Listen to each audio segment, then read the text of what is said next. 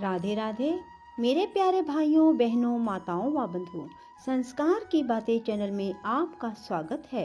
बंधुओं, आज शुक्रवार के दिन मैं आपको सुना रही हूँ महान लक्ष्मी जी की कथा।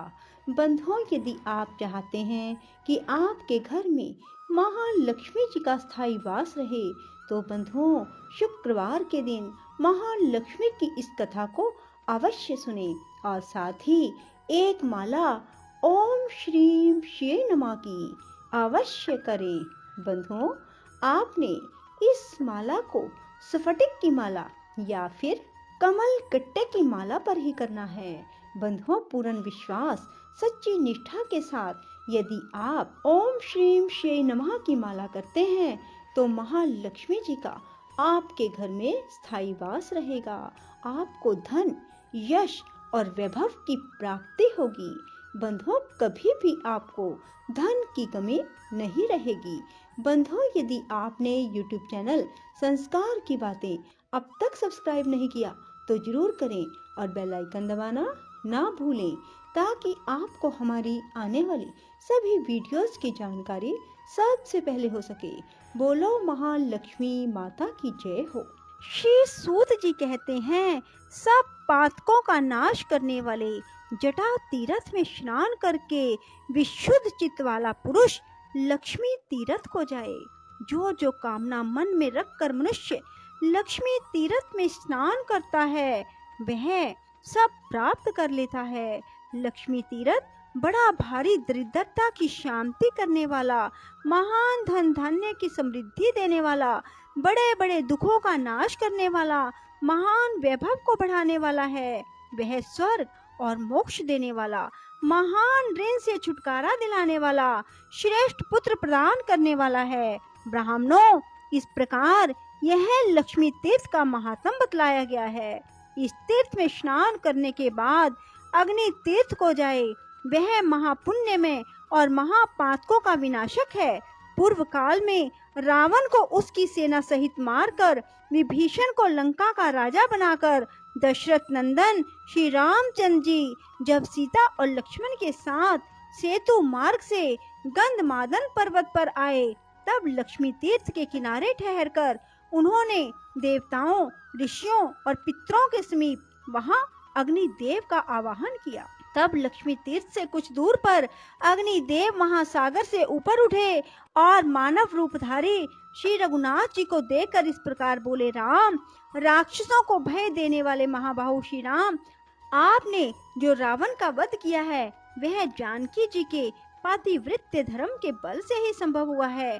यह बात सत्य है, सत्य है, सत्य है।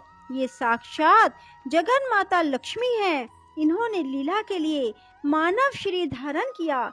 जब आप देव शरीर में स्थित होते हैं तब ये भी दिव्य देह से आपकी सेवा करती हैं।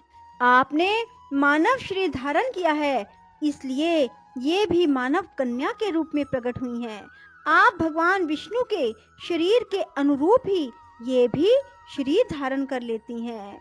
जगत स्वामिन देवादिदेव जनार्दन, आप जब जब अवतार धारण करते हैं तब तब ये आपकी सहायिका होती हैं।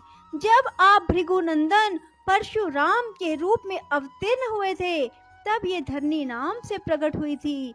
इस समय आपके साथ ये जनक नंदिनी सीता के रूप में प्रकट हुई हैं और भविष्य में जब आप श्री कृष्ण अवतार लेंगे तब ये रुक्मिणी होंगी। इसी प्रकार अन्य अन्य अवतारों में भी ये आपकी सहायिका होती हैं। अतः रघुनंदन, आप मेरे कहने से इन्हें आदर पूर्वक ग्रहण करें।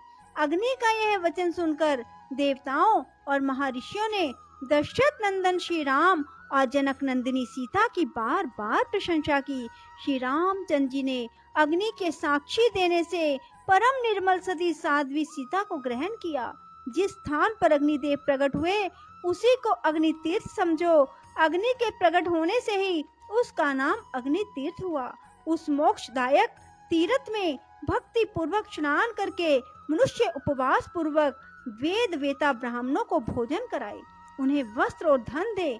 ऐसा करने से वह सब पापों से मुक्त हो भगवान विष्णु का सायुज्य प्राप्त कर लेता है।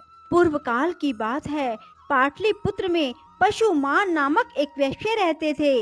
वे सदा धर्म में तत्पर और ब्राह्मणों की सेवा में संलग्न रहा करते थे। सदा कृषि और गौ रक्षा करते हुए पशुमान बाजार की गलियों में धर्मतः सुवर्ण आदि का विक्रय किया करते थे। उनकी 3 स्त्रियां थी जो सदा पति की सेवा में लगी रहती थी। उन तीनों स्त्रियों से सुपन्य आदि 8 पुत्र उत्पन्न हुए। वे जब 5 वर्ष के हो गए तब उन्हें कर्तव्य की शिक्षा दी जाने लगी। वे धीरे धीरे खेती, गोरक्षा और व्यापार का काम भली भांति सीख गए। सुपन्य आदि 7 पुत्र पिता की बात सुनते और पशुमान जो कहते उस कार्य को तत्काल पूरा करते।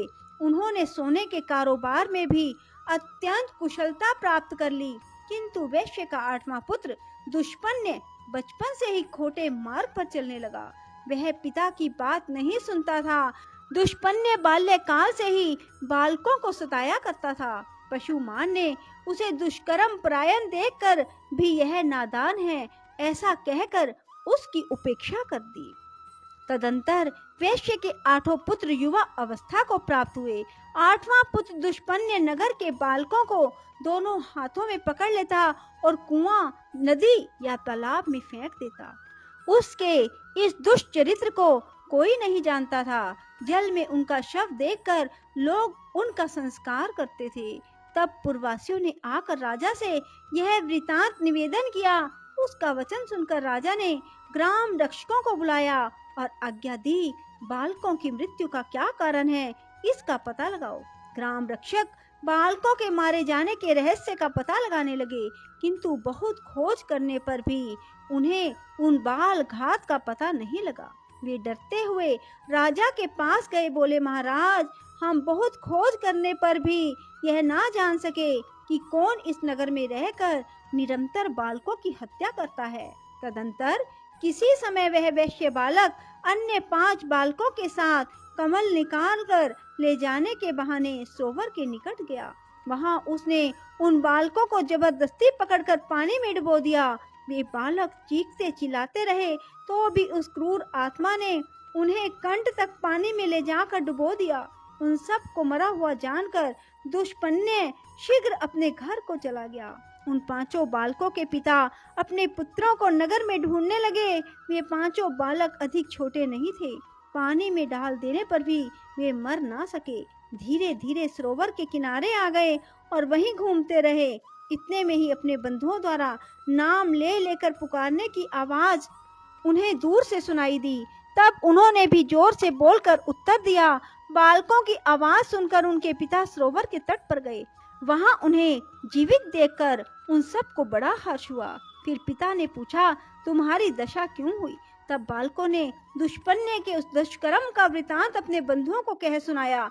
यह बात जाकर पुरवासियों ने राजा को इसकी सूचना दी। राजा ने पशुमान को बुलाकर कहा, पशुमान, यह नगर बहुत से बालकों से भरा पूरा रहा है, किंतु तुम्हारे दुरात्मा पुत्र ने इसे प्राय सूना कर दिया। अभी अभी इन बालकों को उसने जल में डुबो दिया था, परंतु दैव योग से जीवित निकल आए। बताओ इस समय क्या करना चाहिए? मैं तुम्ही से पूछता हूँ, क्योंकि तुम सदा धर्म में तत्पर रहते हो। राजा के ऐसा कहने पर धर्मज्ञ पशुमान ने कहा, राजन, जिसने सारे नगर को सूना कर दिया वह वध के योग्य है। इस विषय में कुछ पूछने की बात नहीं। यह अत्यंत पाप आत्मा मेरा पुत्र नहीं, शत्रु ही है, जिसने इस नगर को बालकों से खाली कर दिया। उस दुष्ट के उद्धार का मुझे कोई उपाय नहीं दिखाई देता। मैं सच कहता हूँ, इस दुष्ट आत्मा को प्राण दंड दिया जाए। पशुमान का यह वचन सुनकर समस्त पुरवासी पशुमान की प्रशंसा करते हुए राजा से बोले, महाराज, इस दुष्ट को मारा ना जाए, अपितु चुपचाप नगर से निकाल दिया जाए। तब राजा ने दुष्पुण्य को बुलाकर कहा, ओ दुष्ट आत्मन, तू शीघ्र हमारे राज्य से बाहर चला जा। यदि यहाँ रहेगा तो मैं तेरा वध कर डालूंगा। इस प्रकार डांट कर बताकर राजा ने दूतों द्वारा उसे नगर से निर्वासित कर दिया। तदंतर दुष्पुण्य भयभीत हो उस देश को छोड़कर मुनि मंडली से युक्त वन में चला गया। वहां जाकर भी उसने एक मुनि के बालक को जल में डुबो दिया। कुछ बालक खेलने के लिए गए हुए थे। उन्होंने इस बालक को मरा हुआ देख अत्यंत दुखी हो उसके पिता से यह समाचार कहा। तब उक्त शवा ने बालकों से अपने पुत्र के मारे जाने का समाचार सुनकर तप के प्रभाव से दुष्पुण्य के चरित्र को जान लिया और उसे शाप देते हुए कहा, अरे तूने मेरे पुत्र को पानी में फेंक कर मार डाला है, इसलिए तेरी मृत्यु भी जल में ही डूबने से होगी। मरने के बाद तू दीर्घ काल तक पिशाच बना रहेगा। यह शाप सुनकर दुष्पुण्य को बड़ा दुख हुआ। वह उस वन को छोड़कर सिंह आदि क्रूर जंतुओं से युक्त दूसरे भयंकर वन में चला गया। वहां बड़े जोर की वर्षा और आंधी चलने लगी। दुष्पुण्य ने देखा एक मरे हुए हाथी का सूखा कंकाल पड़ा है। उस समय आंधी और प्रचंड वर्षा के कष्ट को ना सह सकने के कारण वह उस हाथी के पेट की गुफा में घुस गया। फिर बड़ी भारी वर्षा हुई। जल का महान प्रवाह हाथी के पेट में भी भर गया।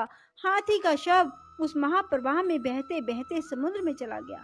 दुष्पुण्य उस जल में डूबकर क्षण भर में प्राणहीन हो गया। मृत्यु के बाद उसे पिशाच की योनि मिली।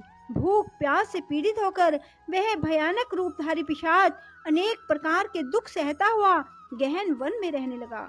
एक वन से दूसरे वन में दौड़ता और कष्ट भोगता हुआ वह क्रमशः दंडक अरण्य में आया।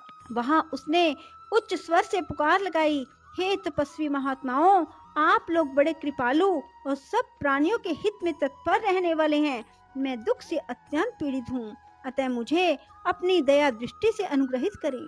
पूर्व काल में मैं पाटलिपुत्र नगर में पशुमान का पुत्र दुष्पुण्य नामक वैश्य था। उस समय मैंने बहुत से बालकों की हत्या की। अब मैं पिशाच योनि को प्राप्त हुआ हूँ। भूख प्यास सहन करने की मुझ में शक्ति नहीं रह गई, अतः आप लोग कृपा करके मेरी रक्षा करें। तपोधनो, जिस प्रकार मैं पिशाच योनि से छूट जाऊं वैसा प्रयत्न करो। पिशाच का यह वचन सुनकर तपस्वी मुनियों ने महर्षि अगस्त्य जी से कहा, भगवान, इस पिशाच के उद्धार का कोई उपाय बताओ। तब अगस्त्य जी ने अपने प्रिय शिष्य सुतीक्ष्ण को बुलाकर कहा, वत्स सुतीक्ष्ण, तुम शीघ्र गंधमादन पर्वत पर चले जाओ। वहां सब पापों का नाश करने वाला महान अग्नि तीर्थ है। महामते, उस पिशाच के उद्धार के उद्देश्य से तुम उस तीर्थ में स्नान करो। अगस्त्य जी के ऐसा कहने पर सुतीक्ष्ण जी गंधमादन पर्वत पर चले गए और अग्नि तीर्थ में जाकर पिशाच के लिए स्नान का संकल्प करके वहां उन्होंने 3 दिन तक नियम पूर्वक स्नान किया। फिर रामनाथ आदि तीर्थों का सेवन और स्नान करके श्रेष्ठ ब्राह्मण सुतीक्ष्ण जी अपने आश्रम पर लौट आए। उस तीर्थ में स्नान के प्रभाव से वह पिशाच शीघ्र ही दिव्य देह को प्राप्त हुआ और सुतीक्ष्ण, अगस्त्य और अन्य तपोधनों को बार बार प्रणाम करके उनकी आज्ञा ले प्रसन्नता पूर्वक स्वर्गलोक को चला गया। बोलो लक्ष्मी माता की जय हो। राधे राधे। जय श्री कृष्णा। बंधुओं, यदि आपको हमारी वीडियो पसंद आए तो इसे लाइक करें और शेयर भी जरूर करें। धन्यवाद।